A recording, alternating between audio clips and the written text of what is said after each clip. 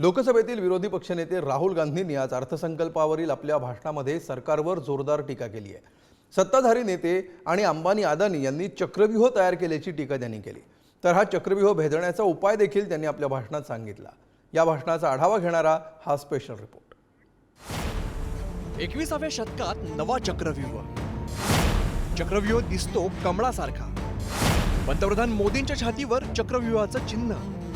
चक्रव्यूह होता है स्पीकर सर, वो लोटस के शेप में होता है, कमल के फूल के शेप में होता है।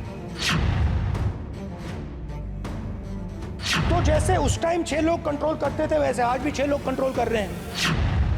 ही विधानं आहेत राहुल गांधींची। अर्थसंकल्पावरील भाषणाची सुरुवात राहुल गांधींनी चक्रव्यूहाचं उदाहरण देत केली। पौराणिक दाखल्यांसह भाषण करण्याचा आपला सिलसिला त्यांनी आजच्या भाषणातही कायम ठेवला।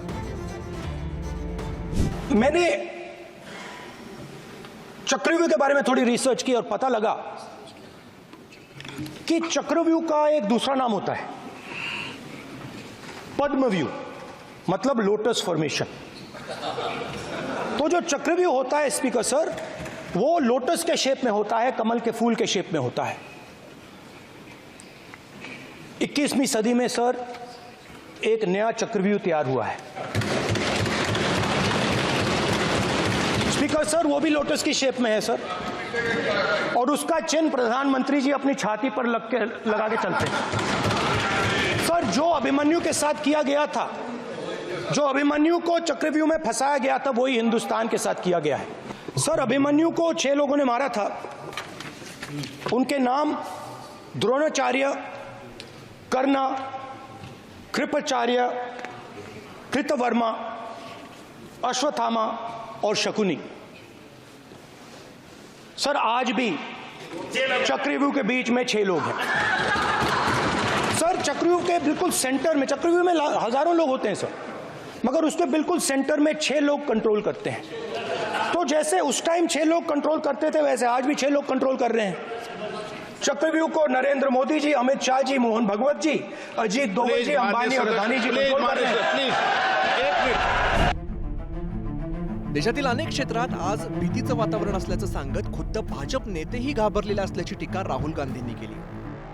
तर यंदाचा अर्थसंकल्प चक्रव्यूह भेदण्यासाठी मदत करेल ही अपेक्षा फोल ठरल्याची टीका त्यांनी केली। स्पीकर साहब, as I said in my speech, there is an atmosphere of fear. डर का माहौल है हिंदुस्तान में, and that fear has pervaded every aspect of our country. My friends are smiling, but they are also scared. They are scared. Sir मैं आ रहा हूँ sir, budget है sir, budget पे ही बोल रहा हूँ sir. Sir you see the problem is sir in the BJP only one man is allowed to dream to be prime minister. If the defense minister decides he wants to be prime minister, there is a big problem, there is fear.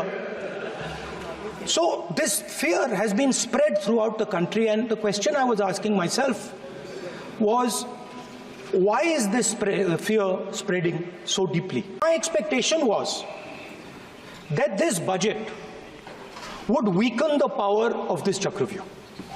That this budget would help the farmers of this country, would help the youth of this country, would help the laborers, the small businesses of this country.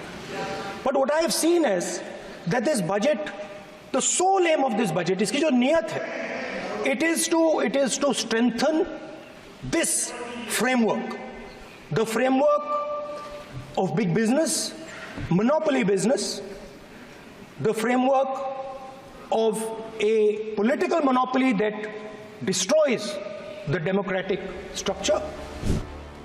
चक्रव्यूह या एका theme भोवती राहुल गांधींचं भाषण फिरत राहिलं। हे चक्रव्यूह भेदण्याचा उपाय देखील त्यांनी सांगितला। कहना है सर, ये जो आपने चक्रव्यूह बनाया है, इस चक्रव्यूह से करोड़ों लोगों को नुकसान हो रहा है, दर्द पहुंच रहा है, और हम इस चक्रव्यूह को तोड़ने जा रहे हैं। और तोड़ने का सबसे बड़ा तरीका जिससे आप लोग डरते हो, कांपते हो, वो है जाति जनगणना। और जैसे मैंने कहा था कि इंडिया गठबंधन गारंटीड लीगल एमएसपी इस सदन में पास करेगी, वैसे ही मैं कह रहा हूं, आपको अच्छा लगे ना लगे, जाति जनगणना इस हाउस में, इस सदन में पास करके हम आपको दिखाएंगे।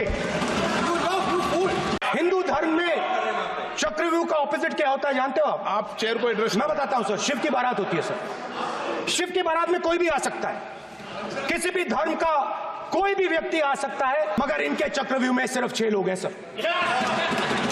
तो ये लड़ाई शिव की बारात और चक्रव्यूह के बीच में है।